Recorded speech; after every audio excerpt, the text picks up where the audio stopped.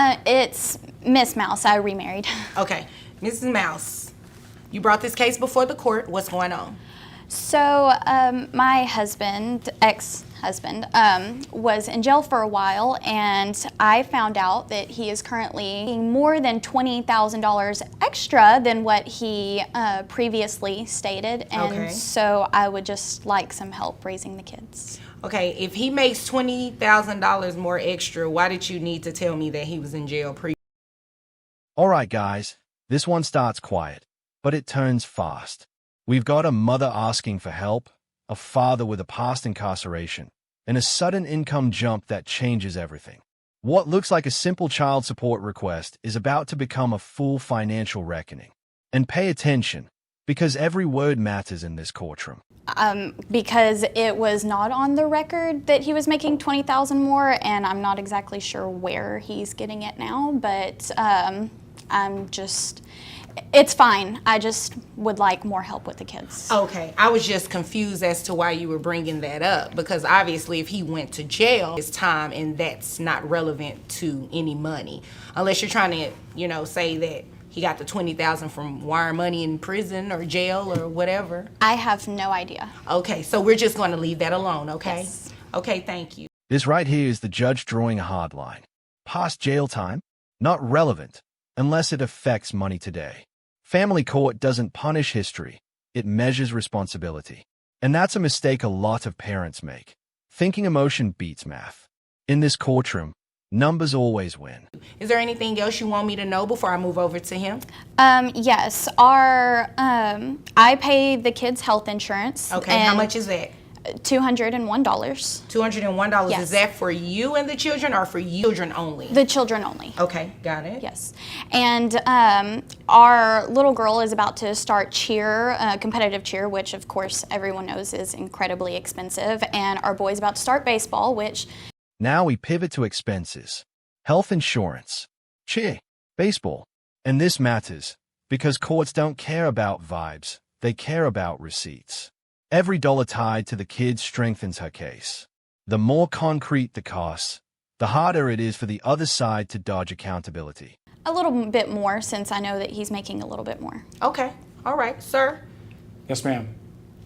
What do you have to say about what she said? So, her husband, Joe, makes plenty of money. He right. is a board member on a private equity group. Okay, what does Joe have to do with this case? Is he the father of either of your children?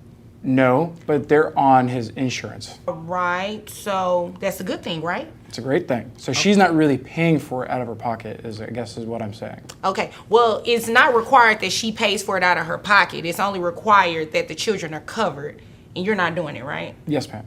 All right, so we're not going to throw daggers in here. Okay. You threw a dagger at him, now you want to throw a dagger at her. That's not what this is about. This is... Watch the deflection here. He brings up her new husband's money, but legally, that's irrelevant. Step-parents aren't responsible for child support. This is a classic move that backfires fast. The judge shuts it down because responsibility follows biology, not convenience. Strictly about money for these kids. Yes, so ma'am. can we keep it about that? Yes, ma'am. All right, now continue. So I was in jail, and I've been out for a couple of years now. All right. And I was not making $60,000 before I went to jail. All right. My wife and I, my ex-wife and I, had a shop that we ran, and This moment matters more than it sounds. The judge stops both sides from throwing daggers. Why? Because once things get personal, credibility drops. Family court rewards control. Lose your tone, and you start losing leverage, no matter how right you think you are. of guys that invited me into a program to help kids with special needs when I got out, and they gave me a job, and I recently got an endorsement to help fund a new gym that we are starting. Okay. Here comes the redemption story. Jail. A second chance. Helping kids with special needs. It sounds powerful, but courts separate intention from obligation. Good deeds don't erase duty. The judge listens, but she's already doing the math in her head. Yes, ma'am. Is this an endorsement that's not on television? It will be. It will be on television, Okay. and it will be the endorsement will also be for market for the new gym that we are opening. Great. So with this endorsement, how much money will you be making a year? So it will be going to our business. It will be an additional $22,000. All right. That, again, we hope to get new equipment and put in handicap ramps and. And now the trap snaps shut. The judge asked a simple question. How much do you make? Not potential, not dreams, actual income. This is where many parents slip, talking around the number instead of answering it. And hesitation never helps. Okay, Special. you're saying a whole lot, not answering my question. Okay. So how much will you be making a year? I'll be making $82,000 a year. $82,000 a year. Okay. That's a nice little piece of money. Okay. And so you do understand that you will be paying an increased amount in child support based off that endorsement, right? And although it has not started yet, it's getting ready to pretty soon, right? Yes, ma'am. So because of that, we're going to base your child support off of that $82,000. That's the right thing to do. It wouldn't make sense for her to have to come back once it takes effect. $82,000 a year. That's the turning point. Because once income is stated on the record, the court can act immediately. No waiting. No delays. This is family court efficiency at work, and it's about to cost him. Based on what you provided in court, it's $82,500 that you'll be making. Were you trying to shortchange your children? No, ma'am. So why didn't you tell me the additional $500? I apologize, ma'am. $82,500. You knew the amount, right? Yes, ma'am. Did you come in here to play games with me? No, I did not, ma'am. Okay. This is subtle but deadly. The extra $500. The judge catches it instantly. In family court, underreporting, even slightly, raises red flags. Whether intentional or not, the message is clear. Don't play games with numbers tied to your children. So, based on that, I have your child support obligation at $1,370.72. Oh, wait. She pays health insurance. So, you have to reimburse that to her, correct? I do not, ma'am. Well, now you know. You have to reimburse that to her. You're more than welcome at any time to enroll the children in your own health insurance program, but as of today, based on her testimony, it's going to be $201 that you reimburse to her. So when you add that to your monthly... Here's the final calculation. Base support plus insurance reimbursement. The court isn't punishing him. It's balancing the load. And notice how clean this ruling is. No drama. Just structured accountability. This is what fair looks like in black and white. Child support obligation, it comes down to a total obligation of $1,571.72. Okay? And ma'am, I think that will be more than enough to cover cheer competitions in baseball. And if it's not, I suggest you go do something else in increasing your income or whatever it is that you have to do. Of course. Okay? Do you all have any other questions or concerns for me before? This ending stings. That smile? The judge calls it out immediately. Family court demands respect, even in victory. Because snark can undo goodwill fast. The message is clear. This courtroom is about children, not ego, not sarcasm. Before you leave here today? I think I'm okay. Why are you smiling so hard? I just thought it was humorous that his job is reflecting on kids with special needs, and he's just going out of his way to do stuff for kids with special needs whenever he doesn't do stuff for his own kids. But now that he's making an effort to try to help them, it makes me happy. Oh, well, that's good. Okay, but that smile was snarky. That's not cute. And that won't be tolerated in my courtroom, you understand? Yes. Okay, if there's nothing further, you all will be dismissed. So here's the takeaway. Income changed, support increased. End of story. The law didn't care about excuses, narratives, or side characters.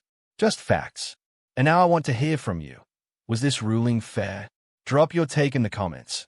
Hit like and subscribe for more real courtroom breakdowns like this. You brought this case before the court. What's going on? Yes, I would like an increase in my financial support. Okay, and your financial support or support for your children? Support for the children. Okay, Mr. Wilson, please. I'm sorry, Your Honor.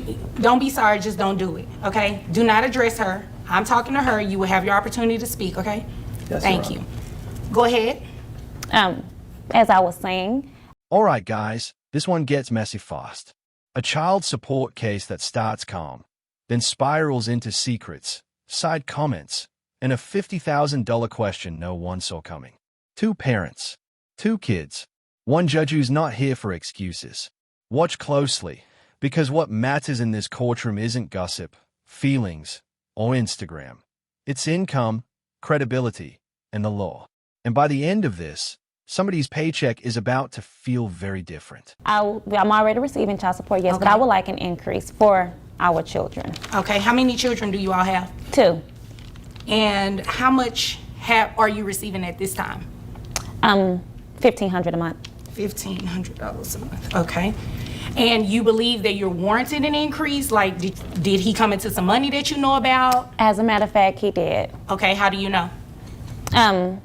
His secretary kind of told me. His secretary told you? Yes. Notice how the judge immediately zeroes in on why an increase is being requested. In child support court, it's not about wanting more, it's about proving a change in circumstances. The moment she asks, did he come into some money, the entire case shifts. Because if income changed, the law requires the support to be re-examined. This isn't personal, it's procedural, and that's a key difference people miss. Did she tell you something or did you ask her to look for you? No, honestly, she just brought it to my attention. Sounds like you need a new secretary. She's just telling your ex-wife all of your I don't know what she's talking about. It's his ex-lover. ex-lover. Okay. We're not going to get into all of that. That has nothing to do with this court. Thank you. Mr. Wilson, no, I don't need you. Here's where it gets awkward. Information allegedly coming from a secretary. Not documents, not filings, word of mouth. And you can feel the judge cutting that off fast. Courts don't run on whispers or workplace drama. They run on evidence. This moment matters because it shows the line between suspicion and proof, and the judge is already steering this back to what actually counts. You to thank me, sir. I'm sorry, Your Honor. Okay, let's go. What is she talking about? Well, I have an interest in an oil and gas, 2 oil and gas partnerships. Okay. But really, it's been a dud. We hadn't made any money until the last year we made some money. What's some money? I don't know how much the partnership made, but I received a $50,000. Let me ask this question. When I ask a question, just answer it. Yes, Your I don't Honor. need all the extra. Yes, Your Honor. Now listen carefully. Oil and gas partnerships. Non-traditional income. This is where a lot of people think they're safe, because the money isn't regular. But family court doesn't care if income is predictable, seasonal, or accidental. If it benefits you financially, it can be counted. And the judge is about to make that crystal clear. How much money are we talking about? Well, the partnership itself made about $3 million. $3 million? But I received $50,000 distribution. Now we're getting to it. You received. Well, I didn't receive $50,000. $50,000. Did you come in my courtroom to play games? I'm Yeah, really yeah. not here to play games with No, you. no. He Your does that a lot. Your Honor, she's Listen, talking when I'm talking. And I'll get to her in just a minute. Ma'am, I'll need you to save your comments until I return to you, okay? Yes, ma'am. Okay, Mr. Wilson. Yes, Now ma'am. you stop wasting my time. $3 million in the partnership, $50,000 tied to him, and suddenly the tone changes. Watch how the judge tightens control here. Short questions, direct answers only. That's not attitude, that's accountability. When numbers hit the table, storytelling stops. This is where people lose credibility fast if they try to dance around the facts. You received $50,000, correct? No. Okay, so tell me what's up with the $50,000? Well, the partnership paid a debt of mine in the amount of $50,000. Okay, so you paid a debt of $50,000. What debt was that? It was to the IRS. Okay, all right. So you know that we could deem that as income, right? For No, purposes Your of Honor. calculating your child support. This IRS payment is huge legally. Even though the money never touched his bank account, Texas law can still treat it as income. Why? Because a debt paid for you is still a financial benefit. A lot of parents don't know this, and they are shocked when it counts. The judge isn't being harsh here. She's applying settled law. But I didn't even receive, it didn't even touch my bank account. It doesn't have to touch your bank account. And under Texas law, I could deem that $50,000 as income, although it's not income producing. What else? Where else you work?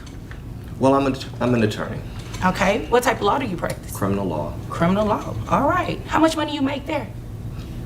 Well, it ebbs and flows. Well, answer the question, Mr. Wilson. And here's the irony. He's an attorney, which means the court expects clarity, not confusion. When your own tax returns don't line up cleanly with your testimony, the judge will default to documents every time.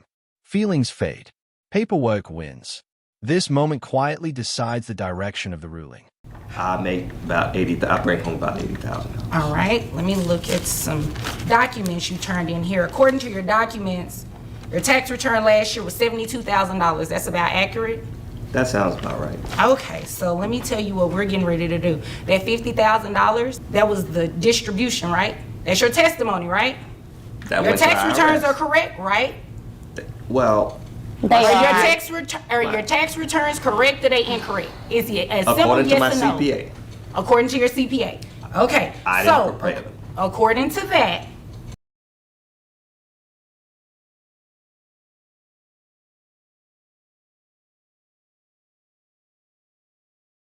Watch the math unfold.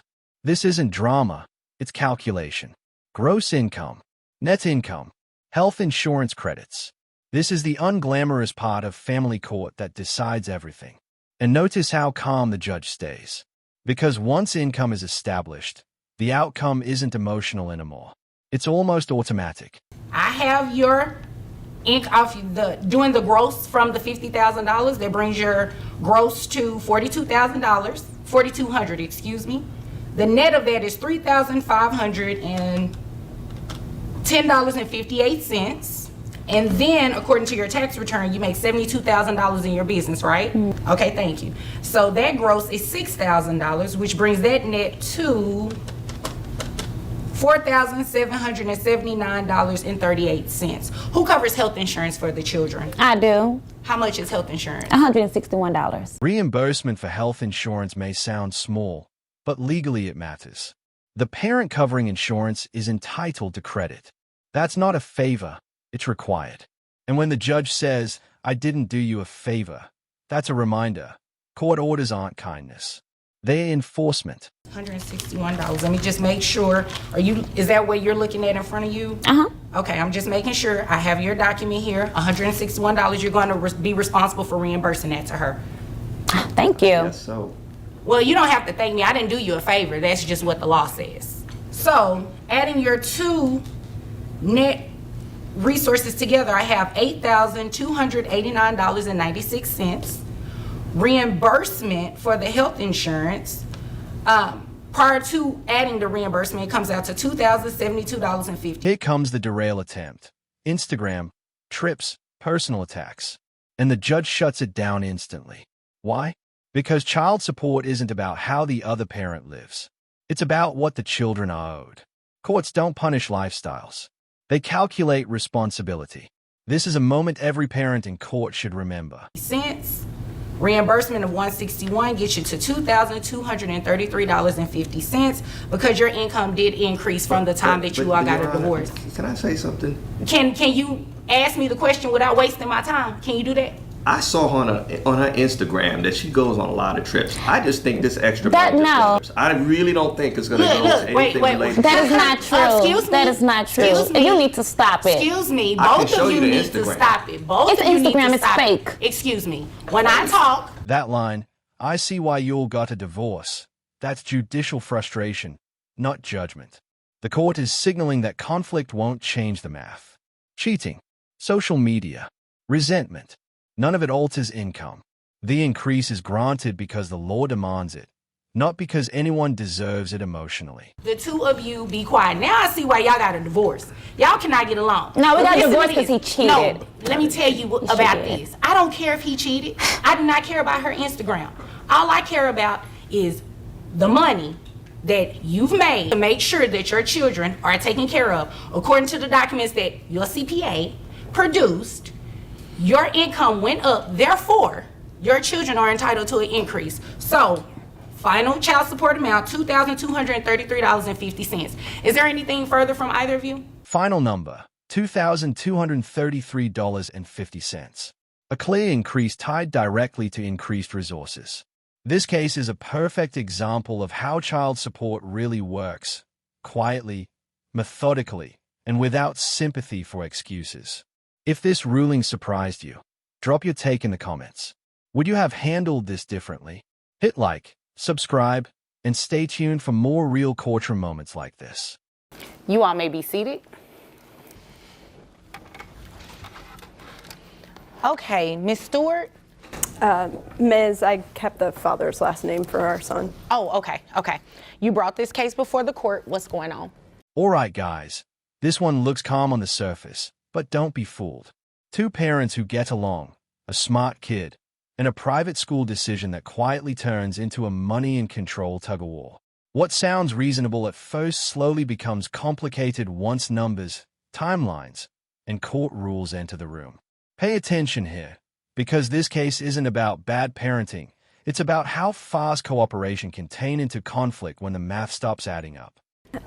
We were married, got a divorce a couple years back. The last 6 years of our son's life, our son's 6, have been not easy, but between us, we're pretty amicable. We get a lot of decisions we make together for our son. We're coming into this new decision here soon of what our son's going to go into for school and different programs. He has been paying child support, but the dues that are going to come. Here's the first key move. Mom isn't asking because of a fight.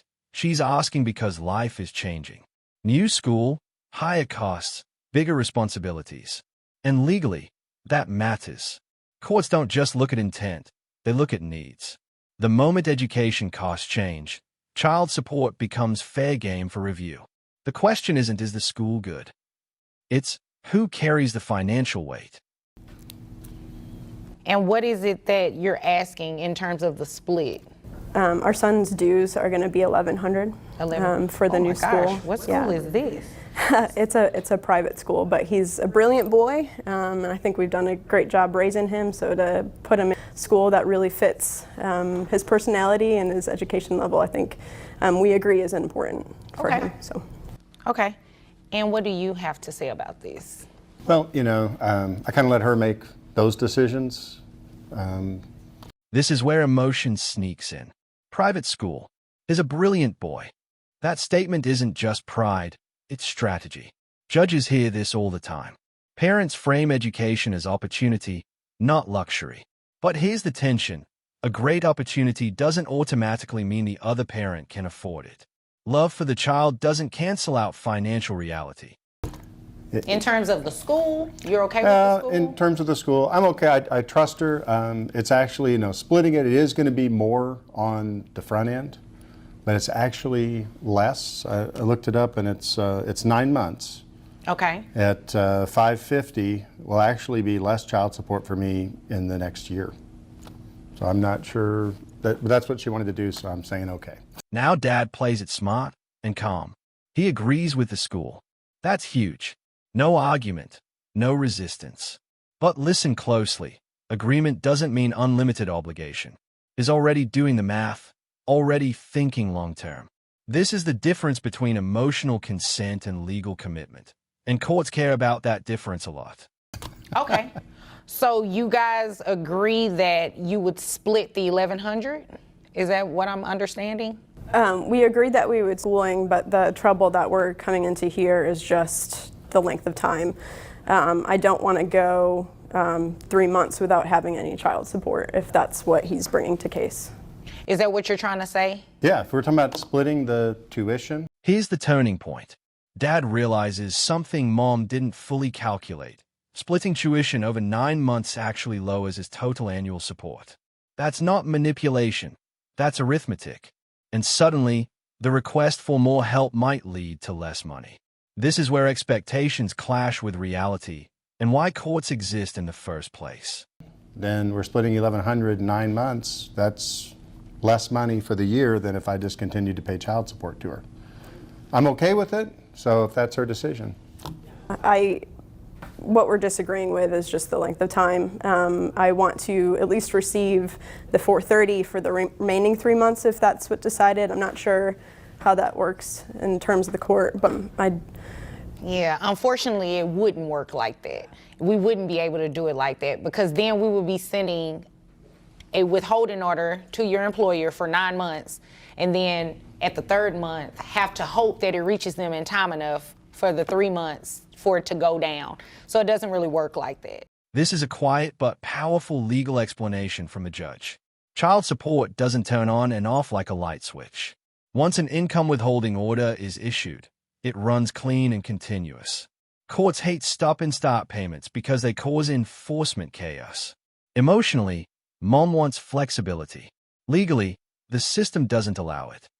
So it either has to be something you guys agree on in terms of what it is, like the amount, the $550, and it would have to continue one for the full year. I mean, you think about it like this. Those 3 months, there are going to be things that your son will probably need that she will be able to get. Yeah. Definitely daycare. I mean, that's still. I understand she has expenses, but so basically, if she decides that he's going to go to a private school, my child support is going to be raised 12 months a year, even though that's a 9-month decision. The judge reframes the issue beautifully here. Those extra 3 months aren't free time. They're still real expenses. Food, care, transportation, life. Child support isn't just tuition reimbursement. It's a baseline for daily stability. This is where many parents misunderstand the purpose of support and why judges often have to slow things down. Yeah, because it has to extend through the entire year.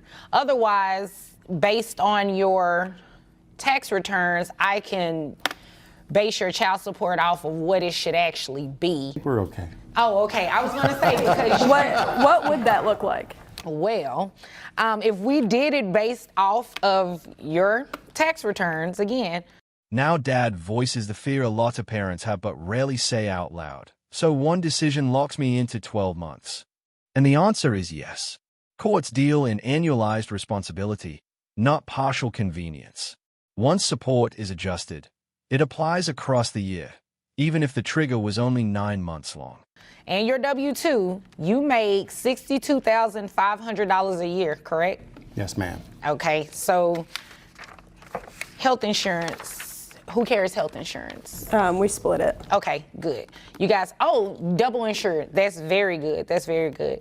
So if we did your gross, how much do you pay in health insurance for the child? I pay, mine is like $60. $60? $60 a month is all on. Okay. So giving you credit for the $60, that'll bring your gross down. Let me see.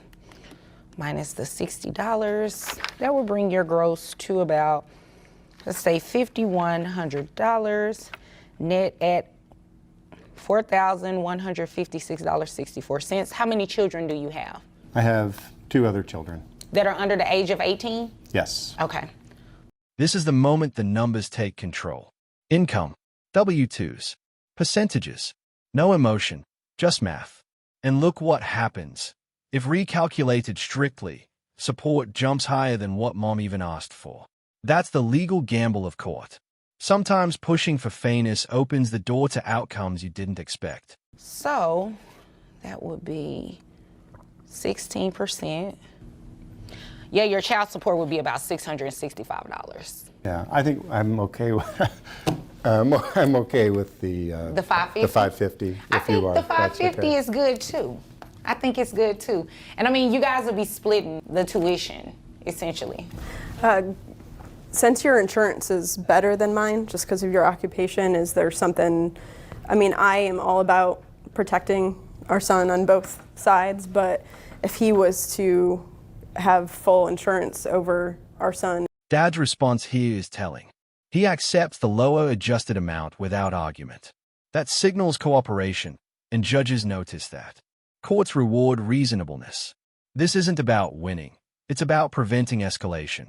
Sometimes the smartest move isn't pushing harder. It's stopping before the numbers get worse. Is that something that we address here, or is that something that we address outside of court? Oh no, you can do it on your own, independently. You can go ahead and actually drop your insurance if you would like, because he at least is still covered under Dad's insurance. Nothing wrong with that. Okay? So we'll discuss that after. Okay. Okay. Is that all? You guys have anything else? This insurance discussion matters more than it sounds. Coverage decisions can quietly shift financial responsibility outside of support orders. The judge makes it clear, This is something parents can handle privately. And that's Ray. Courts usually like control. But hey, trust and cooperation still exist. I guess, when does it take effect? It'll take effect the first of each month. So So if today's the 3rd, then it doesn't take effect until the 1st of next until month. the 1st of next month, yeah. Okay. All right. If there's nothing further, you all are dismissed. And just like that, the case ends, not with anger, but with clarity. Support increases, tuition is split, and both parents walk away heard. No explosions, no villains. Just a reminder that even peaceful co-parenting can hit legal friction when money changes.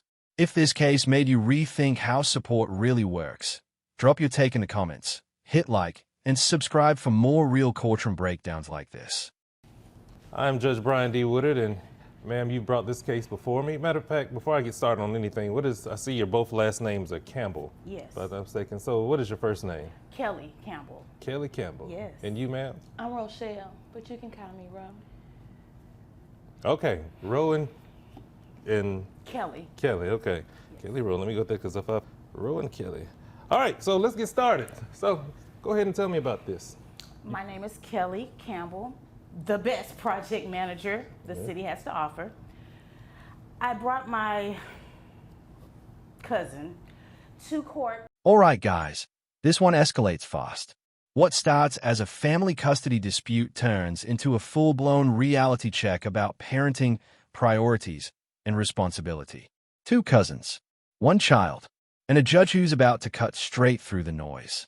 Pay attention, because the things said in this courtroom don't just decide custody, they expose character. And once that happens, there's no walking it back. Because she's attempting to want to get involved in her son's life all of a sudden. But her choices, they're poor. She has childish behavior, and she's not taking care of her responsibilities. Simple. She's not taking care of her responsibilities. How does her? She has a son, 6 years old. 6 years old? Yes. And so what makes her childish? She's just, Girl, she I'm wanna be in grown. these streets. She's Girl, from Hold grown. on one second. We're gonna get to that I'm part. real grown. Okay, Miss Grown. One thing about it is grown people don't have to tell other grown people that they're grown. So just wait till I get to you and then we... Right here, the tone is already set. The petitioner doesn't lead with facts. She leads with insults.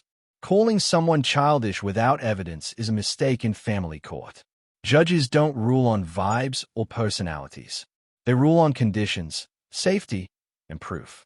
And when you can't separate emotion from evidence, you start losing credibility fast. Train moving, but I'm gonna get to you. Yes, sir. Miss Rowe.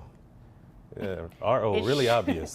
All right, let's go. If Let's you go. could change the R to a H. But the point, what I'm saying is... We're not going there, but go ahead.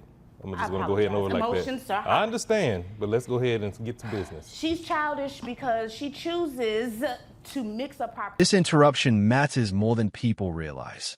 Family court judges are strict about order because chaos hides the truth.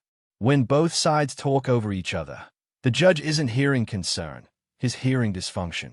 And that's dangerous when a child's welfare is on the line. This is the first moment the court signals, calm down, or this goes sideways. her priorities. Okay. It's not flying, Your Honor. Her child, you know it's about 105 degrees. She has no AC. She has a gym fan circulating in the home. The window was cracked. The window was cracked. Ladies, let me go ahead and get right here because I just want this to go smoothly. And I know how ladies are sometimes. Y'all like to talk and get your point across, and you're going to be heard. I promise you, you're going to be heard. But being heard this way, it's not going to fly. So let's go ahead and continue without any interruptions. Now we finally hear the core allegation, living conditions. No AC, extreme heat. Minimal food. Educational delays. This is where the case stops being personal and starts being legal. These claims trigger one thing in a judge's mind: neglect standards. If proven, custody isn't about preference anymore, it's about protection. As I mentioned, her 6-year-old is in very poor conditions.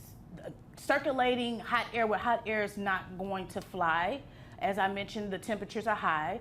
She leaves a bowl of noodles chicken flavor for her Capri Suns that aren't refrigerated. The child is so behind educationally. All he know how to do is whoa. It's just a lot going on. I don't like it, and I am going to be the provider for her child. And that's Is a big red flag. Asking for custody and money while throwing insults. Courts don't reward contempt.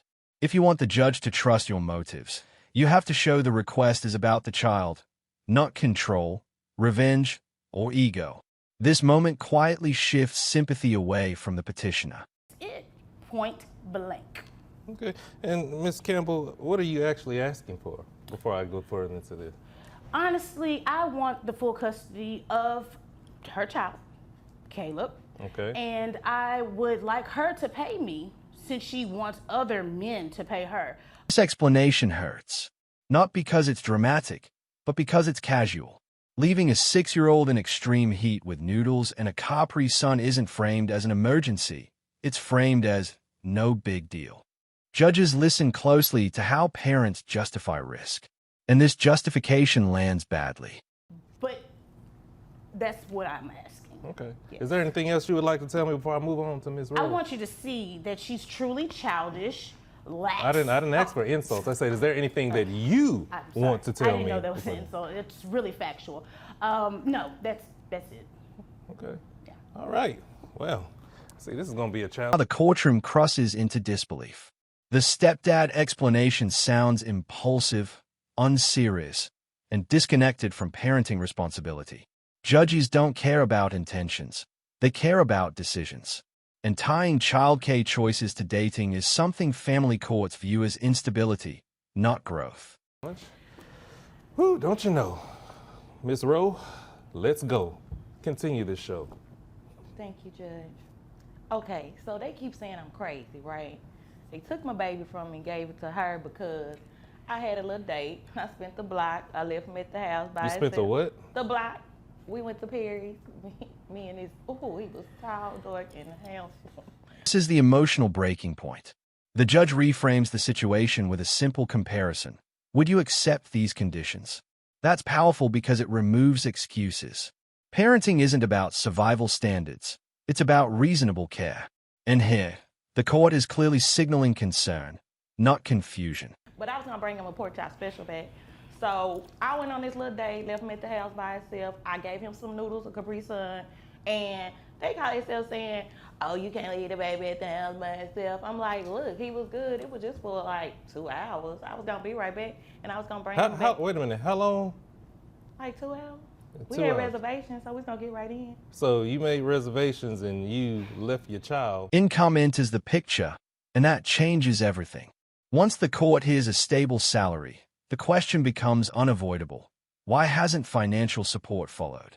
Family court doesn't punish poverty, but it absolutely punishes neglect when resources exist and aren't used. With her for just 2 hours. Was it just for that night? It or was it? not 2 hours, Your Honor. It was 6 Okay. hours All plus 2 bonus hours because Okay. she wanted to have a All rendezvous. right, hold on. Okay, continue this. Yeah, this Thank is you. interesting. No I really want to hear this She one. think because she got a pool Well, in her I ain't backyard. worried about that. Let's get to the facts. Okay, Go ahead. sorry. So I spent the block, ran to the Perry's with the fella, you know what I'm saying? He was fine. Okay. So look. A year and a half with no support. That's not a misunderstanding. That's a pattern.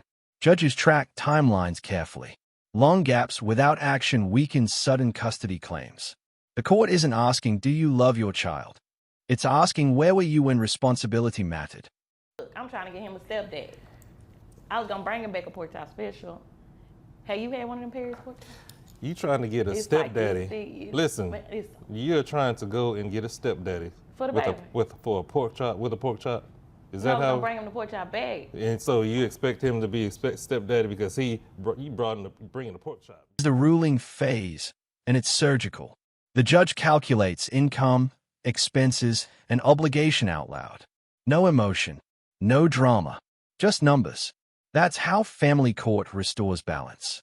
Responsibility doesn't come with speeches.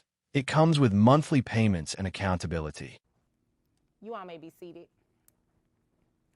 Mr. Belk, you brought this case before the court. What's going on? Good afternoon, Your Honor. Well, long story short, I was put on child support by my baby's mother. And All right, guys, this one's gonna hit hard. A dad walks into court not asking for sympathy, he's asking for fairness.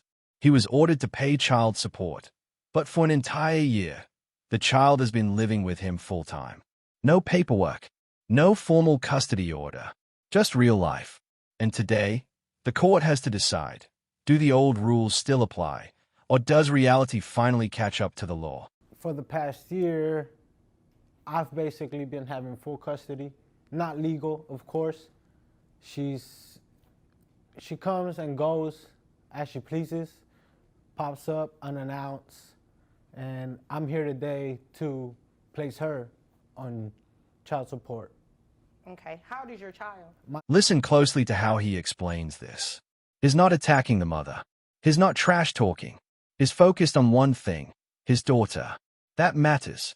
Courts look hard at intent and credibility, and the way someone frames their story can shape everything that follows.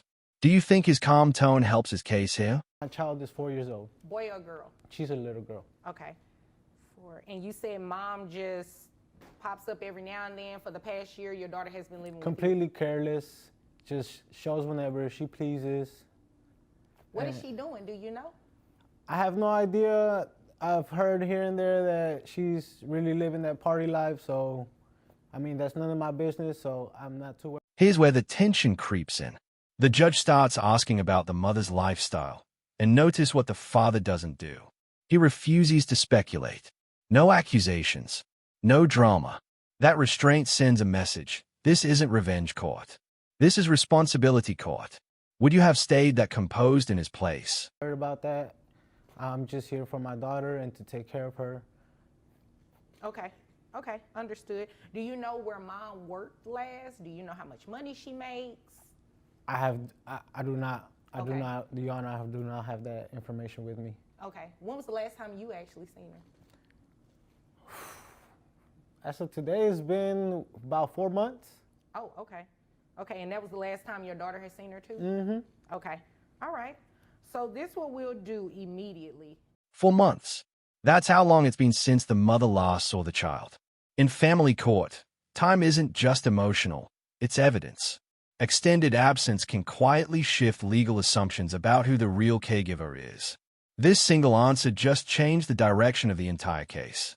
It's obvious that she gave the child to you, and you are her primary caretaker now, so it wouldn't be fair to continue your child support obligation. So what we're going to do is stop yours and then start a child support obligation on her. I see that she was served to be here today. She's not here. And obviously you don't know. And here comes the legal pivot. The judge doesn't hesitate. She recognizes what matters most. The child is already placed with the father. Family court isn't about punishing parents. It's about aligning financial responsibility with reality. This is where fairness finally enters the room. You know where she is. You haven't seen her in the past 4 months. How many other children does she have? She has 3 children. Including your daughter? Yes, ma'am. Okay. So I don't have any financial information in front of me for her, but what I can do is put her on child support based on what it would be around minimum wage for 3 kids. Do you have health insurance on your daughter? Stopping his child support obligation is huge. That doesn't happen unless the court is convinced the caregiving roles have reversed. This is the system correcting itself in real time. Question is, should this kind of correction require a full year of imbalance before it happens? Yes, ma'am. How much is it? It's around $650, $675. Is that for you and the child? Yes, ma'am. Okay. And how many people are on that insurance? It's just me and her. Okay.